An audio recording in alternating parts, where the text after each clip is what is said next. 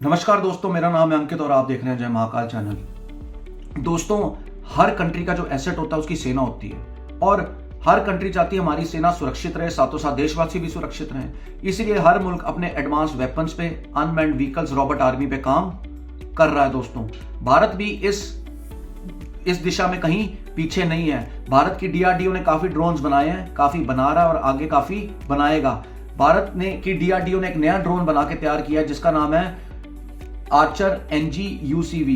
ये एक ऐसा ड्रोन है जो 24 घंटे 30,000 फीट पे उड़ सकता है। इसका वजन जो दोस्तों वो है 1.8 टन और ये 400 किलोग्राम का पेलोड लेके कैरी कर सकता है। साथों साथ ये निगरानी करने के तो काम आता ही है, बट ये दुश्मन की सीमा में मिसाइल दागने के भी काम आता है, यानी कि दुश्मन के इलाके में ये भारी तबाही मचा सकता है। पहाड़ी और नदी के इलाके में भी 24 घंटे तक ये निगरानी कर सकता है और ये काफी सस्ता पड़ता है इसकी maintenance as compared to fighter jets, जो कि बहुत जिनको निगरानी करने के लिए काफी जिनकी देखरेख करनी पड़ती है। अब दोस्तों, ये ग्राउंड स्टेशन को लाइव रिपोर्टिंग देता है 24 घंटे की दुश्मन की सीमा की, ताकि कोई भी थ्रेट आए, दुश्मन की तरफ से कोई भी चुनौती आए, उस थ्रेट को खत्म कर दिया जाए। ठीक है दोस्तों, अब भारत की जो अटॉर्नी डिफेंस प्रोडक्शन है, उन्होंने दृष्टि स्टारलाइनर ड्रोन की डिलीवरी की है, साथों साथ उन्होंने और भी ड्रोन्स की डिलीवरी की है। भारत की जो अडानी डिफेंस प्रोडक्शन है वो इजरायली कंपनी के साथ मिलके हर्मस 900 ड्रोन्स भी तैयार कर रहे हैं दोस्तों। और भारत की डीआरडीओ काफी स्टेल्थ ड्रोन्स बना चुकी है और अभी भी बना रही है। ये स्टेल्थ ड्रोन्स इतने खतरनाक होते हैं दोस्तों कि ये दुश्मन के एंटी डिफेंस सिस्टम के ऊपर भी डिटेक्ट नहीं होते और ये भारी तबाही मचा सकते हैं। ये गेम चेंजर साबित हो सकते हैं, क्योंकि ड्रोन सिस्टम भी उतने ही मिसाइल दाग सकते हैं जितने की फाइटर जेट दाग सकते हैं। और इसीलिए भारत जो है अपने ड्रोन खुद बना रहा है और साथों साथ एग्रीमेंट भी कर रहा है बाहर वाली कंट्रीज के साथ, करार भी किया है। और मोदी जी चाहते हैं भारत जो है वो ड्रोन्स का हब बने, इसीलिए प्राइवेट कंपनीज भी डीआरडीओ के साथ मिलकर इसमें काम कर रही है दोस्तों। अब जो है भारत ने खुद का अपना कैट्स वॉरियर स्टेल्थ ड्रोन भी तैयार किया है दोस्तों।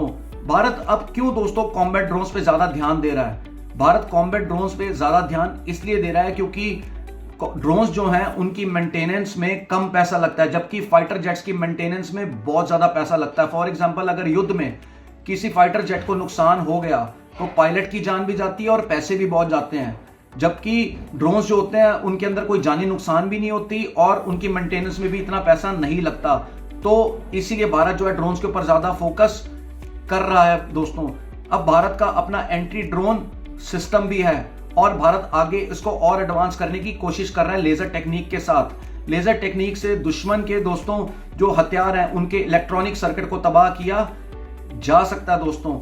भारत ने अमेरिका के साथ करार किया था MQ-9 ड्रोन्स का, वो इसलिए क्योंकि पाकिस्तान ने टर्की से ड्रोन्स लिए थे और पाकिस्तान जो है भारत को आंखें दिखाता था, पर भारत उस टाइम उनके ड्रोन्स का मुकाबला सुखोई से देता था। सुखोई के अंदर भी काफी ऐसी लेटेस्ट मिसाइल्स थी जिससे भारत उनके ड्रोन का जो है जवाब देता था, लेकिन भारत ने पाकिस्तान को कहा कि मैं तुम्हारे ड्रोन का जवाब ड्रोन से दूंगा। अब दोस्तों, इजराइल भी काफी तंग था हमास के और हिजबुल्लाह के अटैक से। उनका इतना शानदार डिफेंस सिस्टम था, उसके बावजूद भी वो ड्रोन अटैक्स को नहीं रोक पाते थे। इसीलिए इजराइल ने डिसाइड किया कि हम अपना एंटी ड्रोन सिस्टम बनाएंगे। इजराइल ही ऐसा पहला कंट्री है जिसने अपना एंटी ड्रोन सिस्टम यूज किया युद्ध के अंदर। वहीं से जो टेक्नोलॉजी है वो अमेरिका ने ली और भारत ने भी करार किया कि हम आगे जो लेटेस्ट एंटी ड्रोन सिस्टम बना रहे हैं वो हम इजराइल से लेंगे। तो दोस्तों, ये बहुत बड़ी उपलब्धि है डीआरडीओ की, जिन्होंने हमारे सेना को इतना बड़ा उपहार दिया ड्रोन के तहत। आपका क्या कहना है? प्लीज मुझे कमेंट बॉक्स में लिख के बताइए। जय हिंद, वंदे मातरम, भारत माता की जय।